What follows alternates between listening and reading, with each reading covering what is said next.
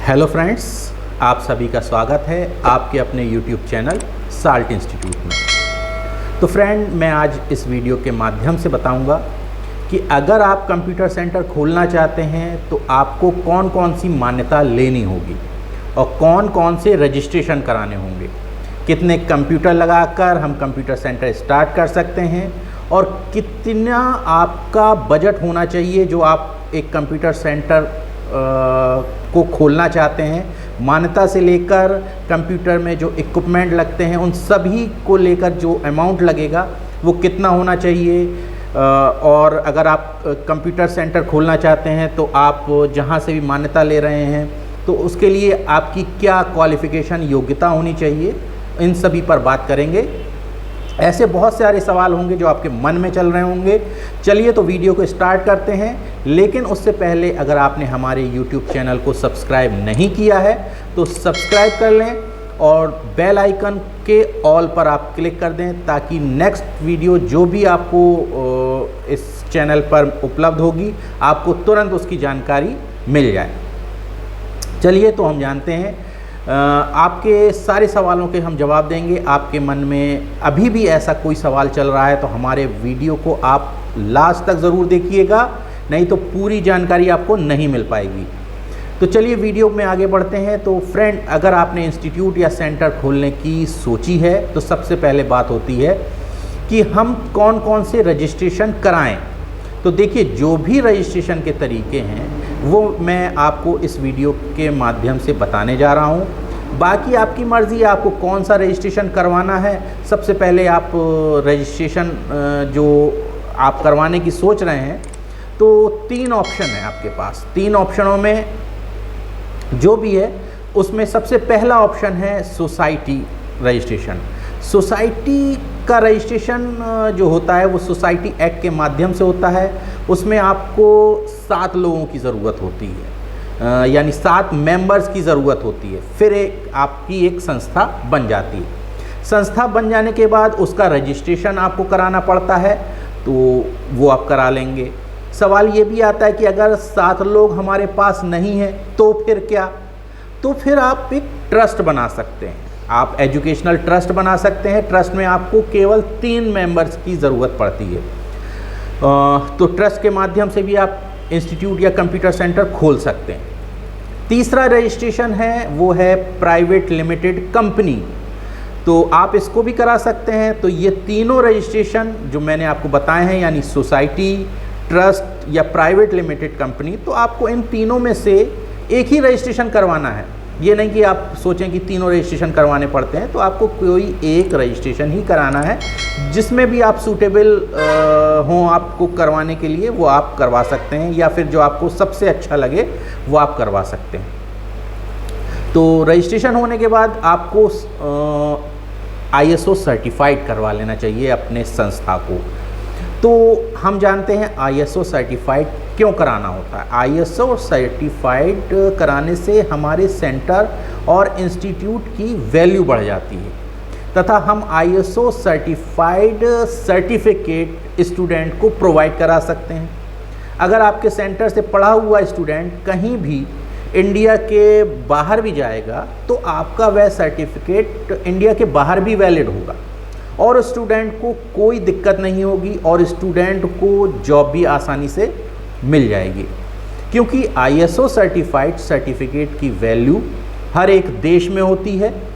चाहे वह स्टूडेंट किसी भी देश में चला जाए वहाँ उसे अच्छी जॉब मिल जाएगी, क्योंकि ISO certified certificate all over world valid होता है। जो मैंने ISO बताया है, अगर आपके क्षेत्र में किसी को जानकारी नहीं है तो मैं अपनी वेबसाइट का लिंक डिस्क्रिप्शन बॉक्स में दे दूंगा। आप वहां पर जाकर हमारी वेबसाइट पर फ्रेंचाइजी अप्लाई कर सकते हैं और नीचे आपके जो है कॉन्टैक्ट नंबर चल रहा होगा, मेरी वेबसाइट का लिंक भी चल रहा होगा, तो आप उस पर भी जाकर पूरी जानकारी ले सकते हैं। आप वहां से हमसे कांटेक्ट कर सकते हैं और मैं आप लोगों की हर प्रकार से हेल्प करूंगा। मैं जो भी रजिस्ट्रेशन करा सकता हूं मैं आपको वो सारे रजिस्ट्रेशन करा कर दे दूंगा। अब बात निकल कर आती है कि हमने रजिस्ट्रेशन तो करा लिया, लेकिन सिस्टम कितने लगाएं, यानी कंप्यूटर सिस्टम कितने लगाएं अपने इंस्टीट्यूट में। तो इसके लिए मैं आपको बता दूं कि कम से कम 5 सिस्टम तो होने ही चाहिए। आपको अगर कंप्यूटर सेंटर चलाना है तो कम से कम 5 कंप्यूटर सिस्टम लगाकर आप कंप्यूटर सेंटर स्टार्ट करें। अब आपको बजट तय करना होगा कि आपको पुराने पीसी चाहिए या फिर नए पीसी, यानी कंप्यूटर जो आप लगा रहे हैं तो आपको पुराने कंप्यूटरों से आपका अगर काम चल सकता है तो आप पुराने कंप्यूटर ले लीजिए, या आपके पास बजट है तो आप फिर नए कंप्यूटर लगाकर काम करें। इसलिए आप अपने बजट के हिसाब से ही सिस्टम लगाएं। अब बात आती है कि हमें नए सिस्टम ख़रीदने हैं या पुराने सिस्टम से काम चलाना है, तो ये बात हो गई आपके बजट की। अब आप चाहें तो आप पुराने सिस्टम से भी काम चला सकते हैं। इसके लिए कोई जो है ये नहीं है कि आप नहीं भाई नए सिस्टम से ही आप काम स्टार्ट करें, आप पुराने सिस्टम से भी काम कर सकते हैं। और पुराना सिस्टम आपको आराम से 6,000 से 8,000 के बीच पड़ जाएगा। अब आपका नए सिस्टम ख़रीदने का बजट है तो आप नए सिस्टम से काम चला सकते हैं, वो आपके बजट के ऊपर निर्भर करता है। अब बात आती है क्वालिफ़िकेशन की कि आपकी कितनी क्वालिफ़िकेशन होनी चाहिए इंस्टीट्यूट खोलने के लिए या मान्यता लेने के लिए, जो आपने रजिस्ट्रेशन करा रहे हैं उसके मान्यता लेने के लिए। तो यहाँ पर क्वालिफ़िकेशन का कोई क्राइटेरिया नहीं है।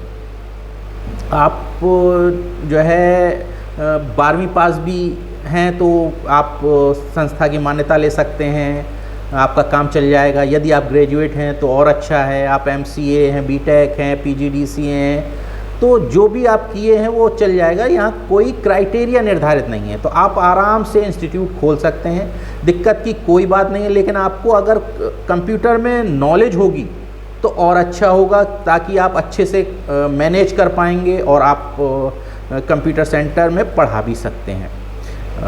अगर आपके पास नॉलेज नहीं है तो फिर थोड़ी सी दिक्कत मैनेज करने में आएगी। आप टीचर लगा के काम तो चला सकते हैं, आप पढ़ा सकते हैं, बच्चों को पढ़वा सकते हैं, लेकिन अगर नॉलेज नहीं है तो मैनेज करने में दिक्कत आएगी, बस केवल इतना है।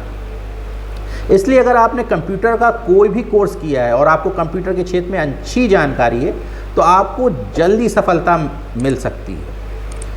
अब आपके मन में यह सवाल चल रहा होगा कि सेंटर रजिस्ट्रेशन कराने में कितना चार्ज लगेगा या कितना अमाउंट लगेगा, तो चलिए इस वीडियो के माध्यम से ये भी जान लेते हैं। तो सोसाइटी या ट्रस्ट या प्राइवेट लिमिटेड कंपनी, इन सभी का रजिस्ट्रेशन कराने के लिए आपको कम से कम 10,000 से लेकर 15,000 रुपये के बीच खर्चा आएगा। हर एक स्टेट की अलग अलग फ़ीस होती है। तो अगर आपके पास 50,000 से लेकर 1 लाख तक का बजट है तो आप आसानी से कंप्यूटर सेंटर खोल सकते हैं, आपको कोई दिक्कत नहीं होगी। जैसे ही आपकी इनकम बढ़े वैसे ही आप रजिस्ट्रेशनों को और बढ़ाते जाइए, आप और नए नए जो मान्यताएं लेते जाइए। अब आपके पास बजट कम है तो आप 2 या 3 सिस्टम लगाकर ही अपना कंप्यूटर सेंटर स्टार्ट कर सकते हैं। आप हमारी संस्था से भी जुड़कर अगर चाहें तो आप हमारी संस्था से भी जुड़कर नया सेंटर खोल सकते हैं, चाहे वो कंप्यूटर का सेंटर हो, चाहे वो ब्यूटी पार्लर का सेंटर हो, या फिर सिलाई कढ़ाई का सेंटर हो, या योगा का सेंटर हो। तो आप हमारी संस्था से भी जुड़कर आप फ्रेंचाइजी लेकर आप कोई भी सेंटर चला सकते हैं और भारत में किसी भी जगह आप इंस्टीट्यूट चला सकते हैं। इसके लिए कोई बाध्यता नहीं है, क्योंकि हमारी संस्था बिल्कुल फ्री में आपको मान्यता दे रही है। इसके लिए आपसे कोई भी शुल्क नहीं लिया जाएगा। आप कंप्यूटर सेंटर आसानी से चला सकते हैं। आप यदि जो है फ्रेंचाइजी लेने के इच्छुक हों तो आपको यहाँ वीडियो का लिंक आ रहा होगा, आप देख सकते हैं। हमारी इस वीडियो में लिंक आ रहा है, आप उसको क्लिक करके आप वहाँ भी जाकर अपना जो है पूरी प्रोसेस, जो मान्यता की रजिस्ट्रेशन की पूरी प्रोसेस है फ्रेंचाइजी अप्लाई करने की, वो पूरी प्रोसेस आप समझ सकते हैं। और यदि फिर भी आपको कोई समस्या आ रही है, आपको मान्यता लेने के लिए कोई समस्या आ रही है, तो जो नंबर चल रहा है उस पर आप कांटेक्ट कर सकते हैं, आप व्हाट्सएप मैसेज छोड़ सकते हैं, आपको आपकी पूरी सहायता की जाएगी। हमारी संस्था ISO सर्टिफाइड है और MSME से भी रजिस्टर्ड है, भारत सरकार से मान्यता प्राप्त है, तो इसलिए आपको घबराने की कोई ज़रूरत नहीं है। आप बिना सोच विचार किए हमारी संस्था से संचालित साल्ट इंस्टीट्यूट की फ्रेंचाइजी लेकर आराम से अपना सेंटर चला सकते हैं, वो भी बिल्कुल फ्री में। आपको सिर्फ एक मिनिमम 100 स्क्वायर फीट की जगह होनी चाहिए जिसमें आप 2 से 3 कंप्यूटर लगा सकते हो, तो आप जो है आराम से अपना कंप्यूटर सेंटर चला सकते हैं, इंस्टीट्यूट चला सकते हैं। और जैसे जैसे आपकी इनकम हो जाए तो आप आगे 2 से 4, 4 से 6 अपने स्टूडेंट्स की स्ट्रेंथ और जो है अपने बजट के आधार पे आप सिस्टमों की संख्या फिर बढ़ा सकते हैं। तो दोस्तों, ये थी आज की वीडियो। आशा करता हूँ मेरी द्वारा जो जानकारी प्रदान की गई है आप उससे संतुष्ट होंगे। तो यदि वीडियो पसंद आई हो तो आप इस वीडियो को लाइक ज़रूर कर दीजिए, और चैनल को सब्सक्राइब ना किया हो तो चैनल को ज़रूर सब्सक्राइब कर दीजिए।